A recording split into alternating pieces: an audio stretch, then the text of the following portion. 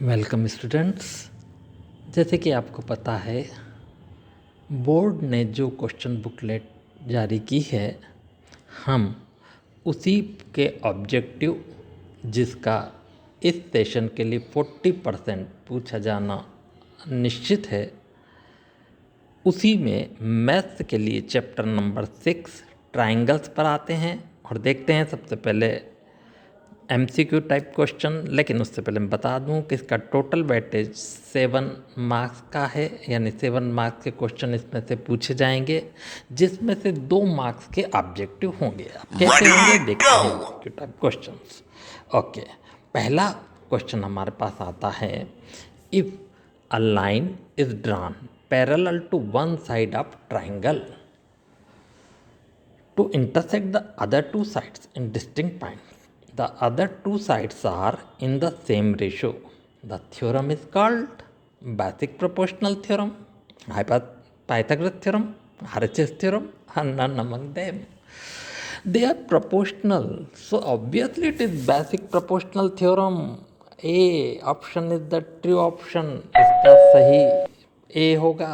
देखते हैं और देखिए, अगला क्वेश्चन हमारा इस टाइप दिया है कि कोई ट्रायंगल है जिसमें AC साइड, AB साइड और BC साइड हमको दे रखी है, और साथ ही साथ हमसे कहा है कि बताइए अब क्या होगा। तो हम क्या करेंगे, AC का स्क्वायर करेंगे तो आएगा 6√2 का स्क्वायर।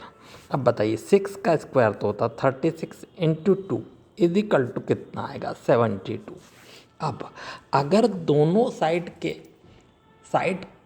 स्क्वायर का सम भी इतना ही आ जाए तो पाइथागोरस थ्योरम एप्लीकेबल होगा, तब ये एंगल 90 डिग्री होना चाहिए। और हम देखें तो बिल्कुल ऐसा ही आता है, AB का स्क्वायर प्लस BC का स्क्वायर इज इक्वल टू 6 का स्क्वायर, यानी कि 6 का स्क्वायर प्लस 6 का स्क्वायर, यानी कि 36 प्लस 36 विच इज़ 72।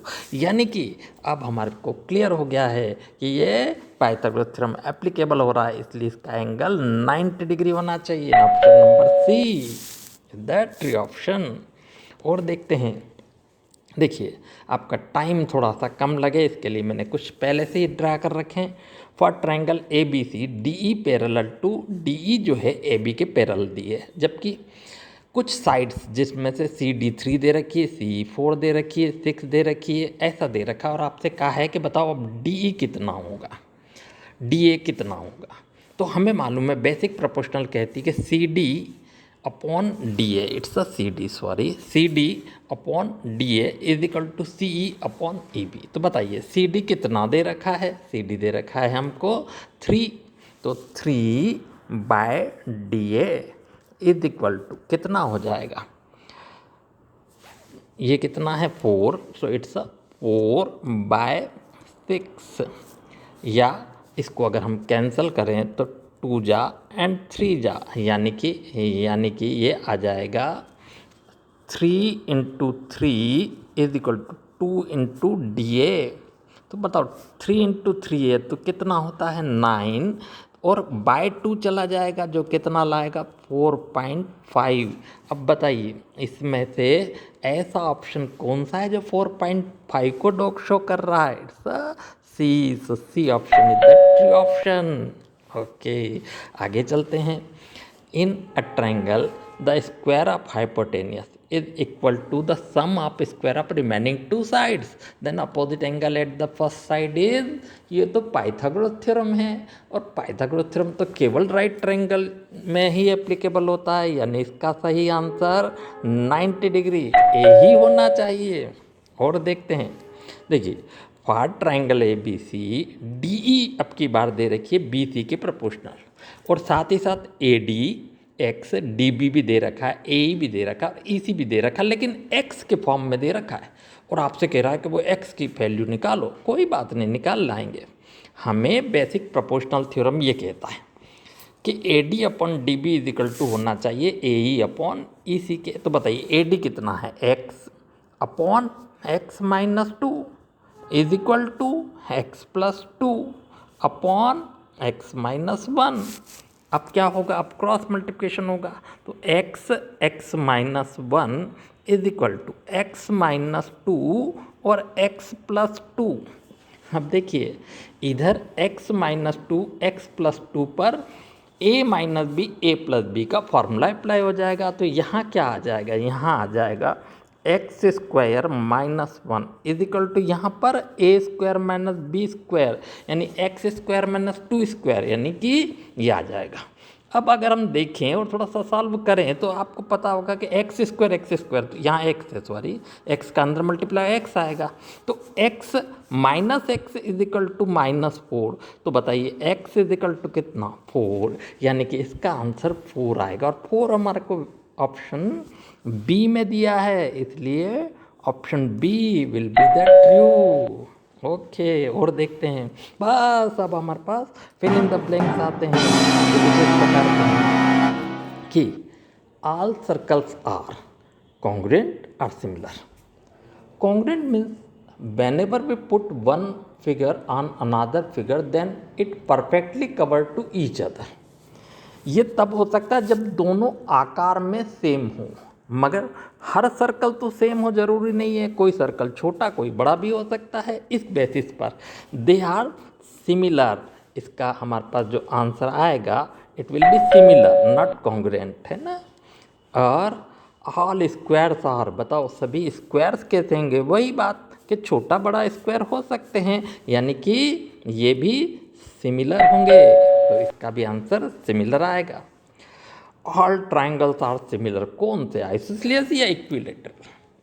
तो देखिए इक्विलेटरल ट्राइंगल में सभी एंगल 60 डिग्री के होते हैं और जिस ट्राइंगल्स में सभी एंगल सेम होते हैं वो सिमिलर होता है, यानी इसका आंसर इक्विलेटरल ट्राइंगल होना चाहिए। आगे देखते हैं, two polygons of the same number of sides are similar if their corresponding sides are, देखिए corresponding sides proportional होना चाहिए तभी ये सिमिलर होते हैं, जबकि अगला में दे रखा है two polygons are of the same number of sides are similar if their corresponding angles are। तो देखिए करस्पॉन्डिंग एंगल्स को इक्वल होना चाहिए, तो इसका आंसर इक्वल आ जाएगा। और ये आपको देख रखें बस। अब ट्रू फॉल्स को देखिए, ट्रू फॉल्स में फर्स्ट क्वेश्चन है कुछ इस प्रकार का, if the corresponding angle of any two triangles are equal then side will be the same ratio proportional and thus they are similar। बिल्कुल यही तो है basic proportional theorem, yes it is true, हाँ बिल्कुल सही है। अब देखते हैं, if two angles of any triangles are equal, देखिए अब तीन नहीं दिए, टू एंगल्स बगैर करस्पॉन्डिंग, जैसे ये ए है और ये डी है, ये इक्वल हों, ये बी है और ये ई है, ये इक्वल हों, केवल दो एंगल इक्वल हो, तो क्या ये बराबर होंगे, यानी सिमिलर ट्रायंगल होंगे।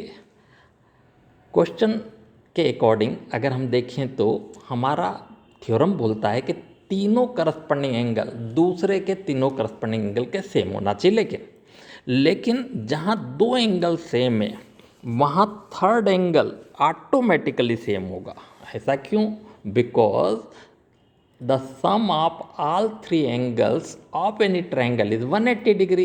सो अगर हम बराबर दोनों में से सब्ट्रैक्ट करेंगे तो इक्वली आएगा, यानी थर्ड ऑटोमेटिकली इक्वल होने के कारण ये सिमिलर हो जाएगा, मीन्स इट इज ट्रू, ये भी सही है। देखते हैं, the square of big side hypotenuse of any right angle triangle is equal to the difference of the square of the side। no no no no no it's a fall, difference के थोड़ी होता है, वो तो सम के equal होता है। तो अगला देखिए, अगला उसने यही कहा है कि सेम वही दिया है मगर कहा है कि the square of big side of any triangle is equal to the sum of the square of the two other side. Yes it's true, हाँ बिल्कुल सही है, कोई बात नहीं, हो गए हमारे। Write the answer of any word, one word और sentence, is all isosceles triangle are similar. No no no, isosceles नहीं, अगर इक्विलेटरल ट्रायंगल होते तो जरूर होते, आइसोसेलेस ट्रायंगल सिमिलर नहीं होते, तो हमारा आंसर तो सिर्फ इतना ही होगा कि नो, ऐसा नहीं होगा। ओके, तो ऑल स्क्वायर्स आर सिमिलर। हाँ हाँ बिल्कुल, हर स्क्वायर सिमिलर तो होगा ही। तो यस हमारा आंसर होगा यस। हाँ ऐसा है। बस इसी के साथ आपके ये ऑब्जेक्टिव फिनिश होते हैं इस चैप्टर के।